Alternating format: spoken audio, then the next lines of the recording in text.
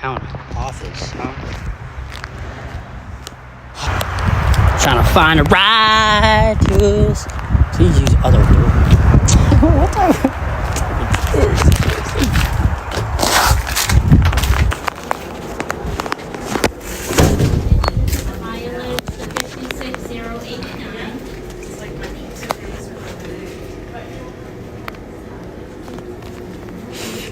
Just got the registration taxes.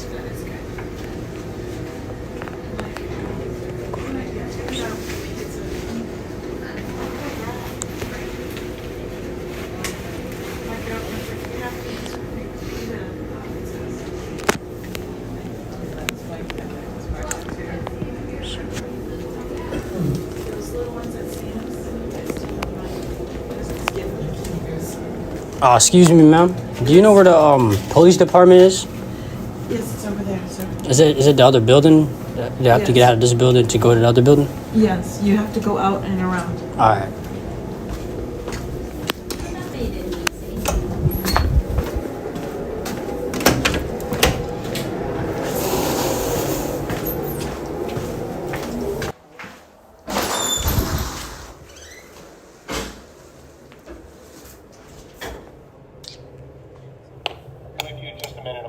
All right. I didn't see you. This thing is too black.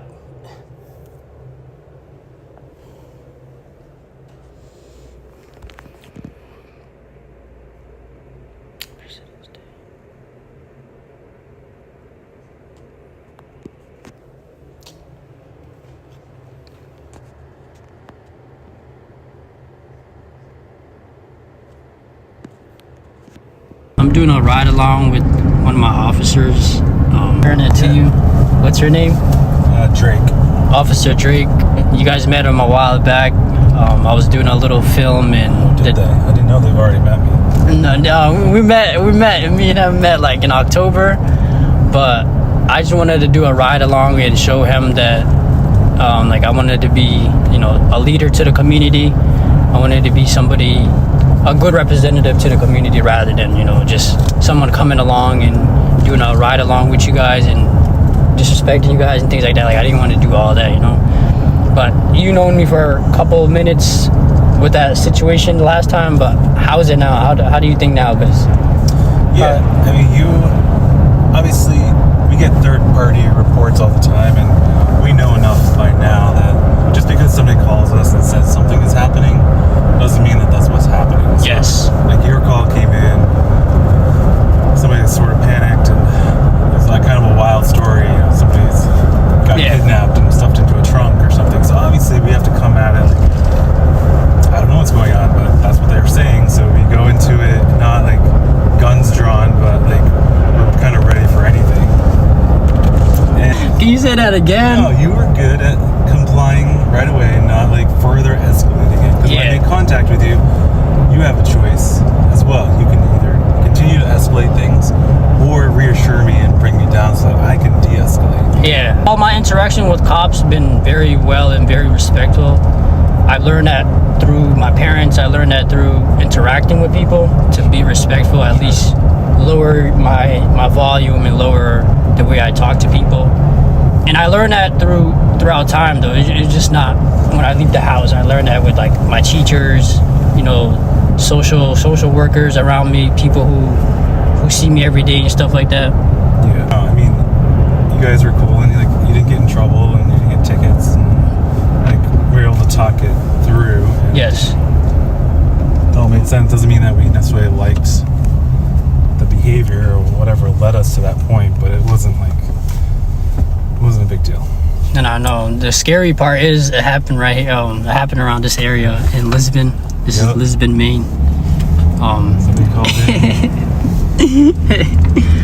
No, but the people around here, I will say, they're very nosy, comfortable calling us about everything. So, or you're telling me about you gave ride-alongs to students? Yeah, I mean, one of the reasons I'm kind of chill with young folks like yourselves is that I spent several years working for the University of Maine. Yes. Police sergeant, and students come obviously to college from all over the world. Yes. We had people from literally all over the world, and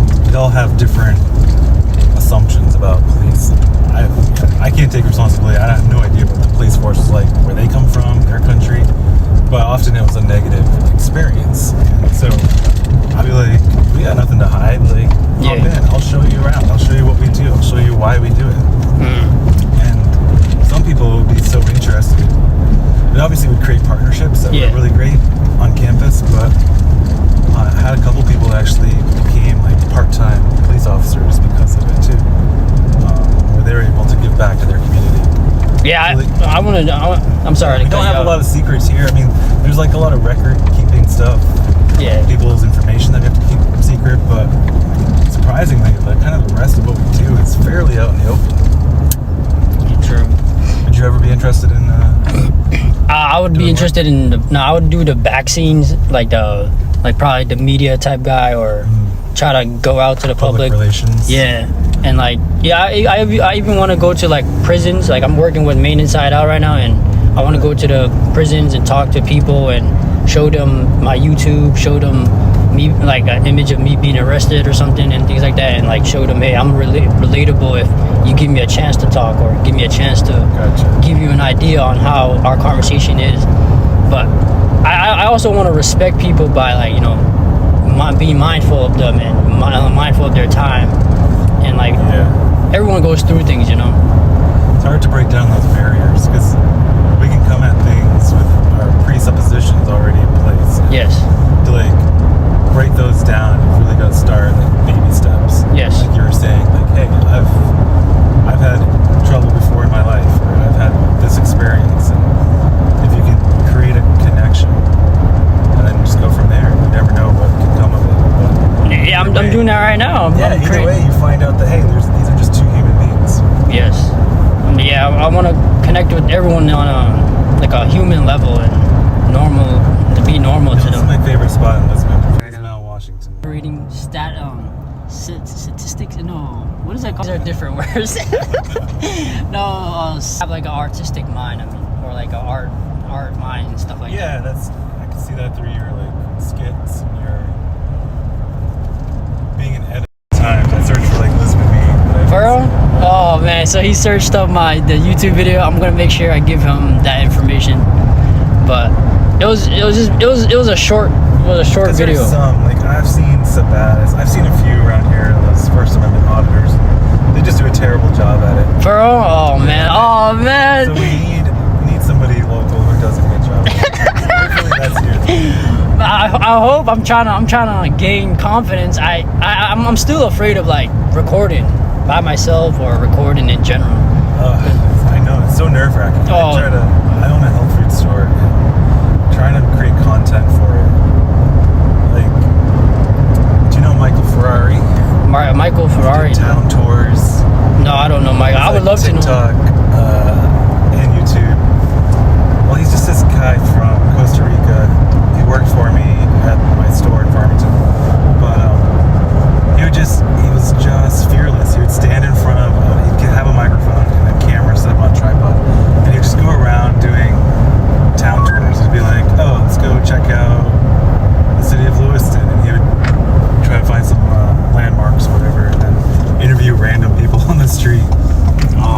And he turned it into, he literally got an internship from NASA in Boston. I literally just like 2 months ago moved down to Boston, working as an intern, doing video stuff. But it took like years. That's why I was saying you just gotta keep at it. Yeah, oh man, I've been doing this for almost 9 years, and I finally first got my like 20K views, like my first blow up video.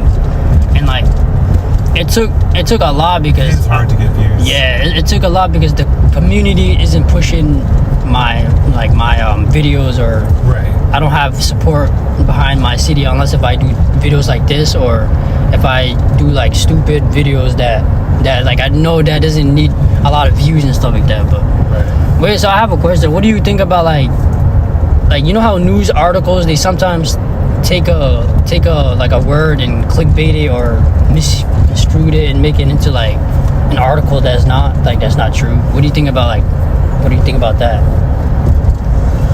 Well, like you were saying, you're trying to get views on your channel, so I can understand why they do it, because you're literally just trying to get clicks. Yeah.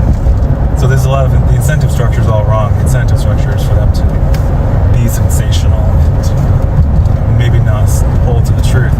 I remember it's one of the weirdest things when I first got into law enforcement, and I would see like a call that I went on being Yes. written about in the paper, and I'd read the paper, and it'd be like two separate instances. I was like, I was there, and like what they wrote, what they told the public.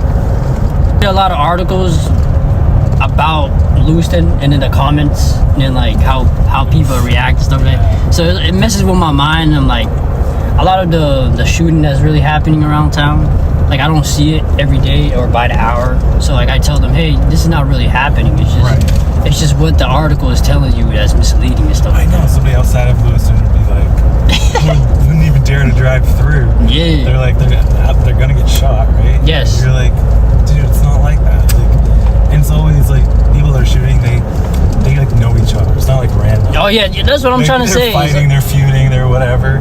Like they know what they're doing, and it's targeted at each other. Yes. It's not like just random people.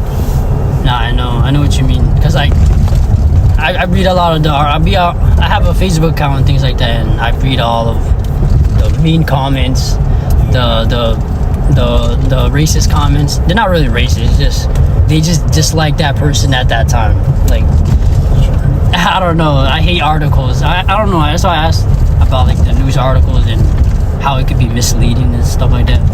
Do you think like it's okay for news articles to do like false reporting and things like that, because it's not really transparent?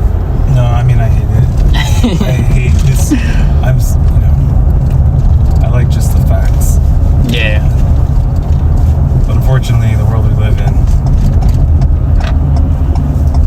people get bored easily. It's hard to hold people's attention. True. But we're about to head back, guys. I appreciate Officer Drake. I appreciate Officer Drake and the police station for allowing me to come and be myself and things like that. But if you guys want to reach out to the department and let them know how our interaction was and how he's treated me, please let him know. I appreciate it. Thank you, Officer Drake. You got it, buddy. Good time.